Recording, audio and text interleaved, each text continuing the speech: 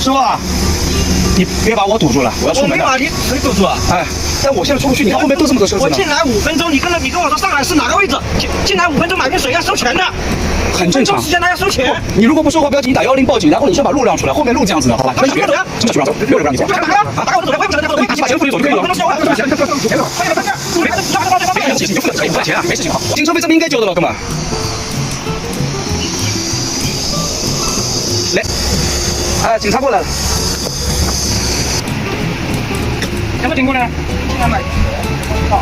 我跟你讲，哪个地方你进去了，他这个收钱就会收钱，解清楚知道吗？来，这电脑上显示的有，你看到电脑上显示的有。啊，这他要求的。不来了，不是我一个是上海是有讲准的，今天我讲，那如果写了20分钟免费，半个小时免费，如果有这个条例，他给他这个人；如果没有讲，他给他收费标准，知道吗？没有，你就写了起来，我都没看见。好了，这个不要讲师傅了，多少钱我帮他付。好了，那我帮他付了啊，我帮他付，没事，咱们先解决问题，我来付啊。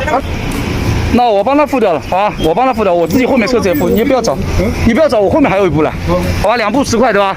好，可以，走吧走吧走吧。让你找，你不要给我发这个视频，你要不要拍是我的事情，好不好？也不是你放我走我就可以走，你不放我走我就不可以走的。我把你的钱已经付了，咱们现在互相配合。那你钱给他。让你走，你把我的视频给我删掉。不会帮你删不删，我有权利拍，发不发也有我的权利。现在请不要跟我来顶针，110就在这边，好吧？